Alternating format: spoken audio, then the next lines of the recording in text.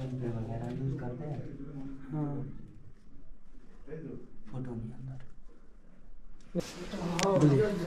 बोल बद्री विशाल भगवान की, वेद व्यास महाराज की। तो ऐसे पुण्य धाम पे आने का मौका बार बार नहीं मिलता और हर किसी को नहीं मिलता। भाग्योदयन बहुजन्म समर्जितैनो, एक ही जन्म के नहीं, जन्म जन्म के भाग्य जब उदय होते तब इस भूमि में आने का मौका मिलता, सौभाग्य मिलता है। तो वेद व्यास जी ने इसी पावन गुफा में बैठ करके जितने भी हमारे ग्रंथ, वेद, पुराण, शास्त्र हैं, उन सब की रचना यहीं पे की थी। लेकिन महाभारत को लिखने के लिए वेद व्यास जी के पास समय की कमी थी। द्वापर का अंतिम समय था, कलयुग आने वाला था, इसीलिए इन्होंने जो है गणेश जी का आह्वान किया।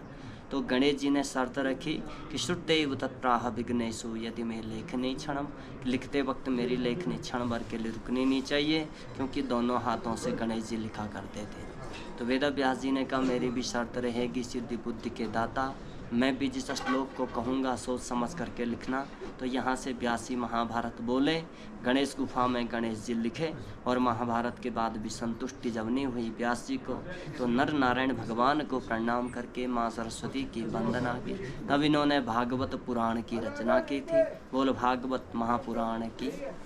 तो मंदिर के अंदर जो दर्शन है, सबसे पहले विष्णु जी विराजमान हैं। भगवान विष्णु का ही अवतार व्यास जी का हुआ। दूसरे नंबर पे व्यास जी की प्राचीन मूर्ति है। तीसरे पे सुखदेव मुनि हैं, व्यास जी के पुत्र, जो 12 साल तक माँ के गर्भ में रहे। और लास्ट वल्लभाचार्य हैं, चंपारण्य छत्तीसगढ़ से 1545 में जो है 1545 में यहाँ पे आए थे, 500 साल पहले। तो उस समय कोई साधन नहीं था, कोई एम्बेसडर नहीं थी, सोमो टाटा नहीं थी, कोई पुल नहीं थे, कैसे आए होंगे। तो इसी सूत्र को लेकर आए कि वेद व्यास जी का पुण्यधाम कहाँ पे होगा, कि ब्रह्म नद्याम सरस्वत्याम आश्रमो पश्चिमी तटे सम्या प्रासति प्रोक्तो ऋषीणाम शत्रुवर्धनम तस्मिन् स्वाश्रमे व्यासो बद्री षण्ड मंडिते। कि जहाँ पे ज्ञान को देने वाली माँ सरस्वती की धारा हो, सम्यप्रास नामक क्षेत्र जहाँ पे बेरी की झाड़ियाँ हो, और बेरी की झाड़ियाँ उसी स्थान पे होगी जहाँ पे चारों ओर जो है नर नारायण पहाड़ होंगे। कुबेर पर्वत है, शेषनाग पर्वत होगा, उसी के मध्य में नारायण पर्वत है।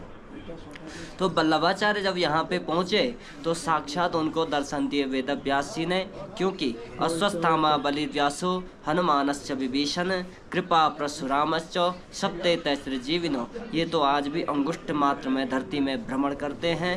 वो वेद व्यास भगवान की। और गुफा का जो बाहरी पत्थर है, ये जो है वेद पुस्तक है, वो अलग अलग लेयर से जो नजर आ रहे हैं, ये व्यास पोथी कहलाती है। तो ये जो है भोजपत्र थी। कलयुग का प्रभाव जब पड़ा तब ये पत्थर में अवतरित हुई। अगर भोजपत्र ही रहता तो आज के वक्त ले जाते कंधे पे और 2 कॉपी करके बेच देते मार्केट में। तो बद्री विशाल के अंदर भगवान विष्णु जी का जो विग्रह है, मूर्ति है, स्वयंभू है, किसी कलाकार ने उसको बनाया नहीं। तो भागवत की बुक जो है साक्षात कृष्ण स्वरूप है, इसीलिए पत्थर में अवतरित हुई। बोल बद्री विशाल भगवान की जय। आप लोगों की यात्रा मंगलमय हो, मनोकामना परिपूर्ण हो, और इसी प्रकार की भक्ति बनी रहे। बद्री विशाल जी बुलाते रहें, पुनः दर्शन प्राप्त होती है। आज रख दीजिए। हरे